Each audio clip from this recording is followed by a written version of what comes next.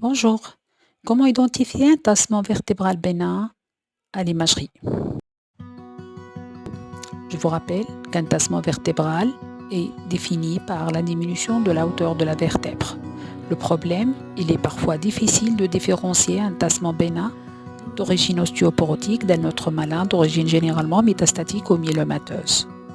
À la radio standard, on identifie un tassement bénin par le siège. Tout d'abord, le siège, il est surtout bas, lombaire ou dorsolombaire et surtout à la charnière dorsolombaire. Il n'y a pas d'atteinte au-dessus de la vertèbre T4. Les tassements bénins sont généralement multiples. Le tassement bénin s'accompagne généralement d'une déminéralisation diffuse et homogène. Ceci dit, il n'y a pas d'atteinte lytique ni d'atteinte condensante associée. De plus, la diminution de la hauteur ne dépasse pas généralement 50%.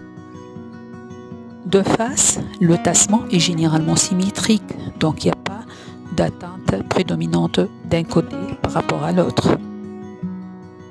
De profil, on ne trouve pas un recul de mur postérieur et la corticale est généralement respectée sur les deux incidences de face et de profil. Les pédicules sont généralement présents, surtout on les voit comme étant les yeux des vertèbres, comme le montre la radio de face par les flèches bleues. Bonjour. Comment identifier un tassement vertébral bénin à l'imagerie? Je vous rappelle qu'un tassement vertébral est défini par la diminution de la hauteur de la vertèbre. Le problème, il est parfois difficile de différencier un tassement bénin d'origine ostéoporotique d'un autre malin d'origine généralement métastatique ou myélomatoeuse. À la radio standard, on identifie un tassement bénin par le siège. Tout d'abord, le siège, il est surtout bas, lombaire ou dorsolombaire et surtout à la charnière dorsolombaire. Il n'y a pas d'atteinte au-dessus de la vertèbre T4. Les tassements bénins sont généralement multiples. Un tassement bénin s'accompagne généralement d'une déminéralisation diffuse et homogène. Ceci dit, il n'y a pas d'atteinte lytique ni d'atteinte condensante associée. De plus, la diminution de la hauteur ne dépasse pas généralement 50% de la hauteur de la vertèbre.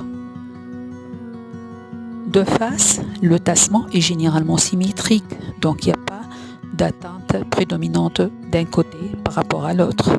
De profil, on ne trouve pas un recul de mur postérieur et la corticale est généralement respectée sur les deux incidences de face et de profil. Il n'y a pas de rupture. Les pédicules sont généralement présents, surtout on les voit comme étant les yeux des vertèbres, comme le montre la radio de face par les flèches bleues. Donc les pédicules sont présents. Le scanner montre les mêmes signes que la radio standard, mais avec une analyse beaucoup plus fine. Ceci dit, les signes scanographiques, c'est la corticale qui est jamais effacée. Elle peut être fracturée par contre, mais jamais effacée. Il n'y a pas de recul de mur postérieur, mais par contre, on peut trouver un recul d'un coin vertébral et il n'y a pas d'épaississement des parties molles, mais on peut trouver un épaississement qui ne dépasse pas 8 mm. L'IRM, c'est l'examen de choix. C'est l'examen de référence pour le rachis. Ça permet d'étudier la morphologie du tassement vertébral, le signal de la vertèbre tassée et le retentissement intracanalaire, surtout le retentissement neurologique. Pour les tassements supérieurs à 3 mois, à l'IRM, on trouve généralement des anomalies de signal qui sont à côté, qui sont localisées en regard de la fracture. Il s'agit d'un isosignal T1, voire un hypersignal T1, un isosignal ou un hypersignal T2 et une prise de gadolinium diffuse et homogène avec ce qu'on appelle une normalisation du signal, donc après l'injection de gadolinium. Merci.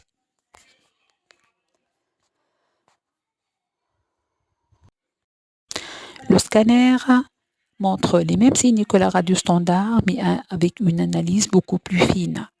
Ceci dit, les signes scanographiques, c'est la corticale qui est jamais effacée. Elle peut être fracturée par contre, mais jamais effacée.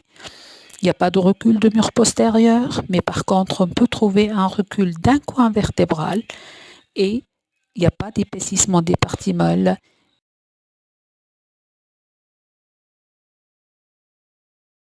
L'IRM, c'est l'examen de choix. C'est l'examen de référence pour le rachis.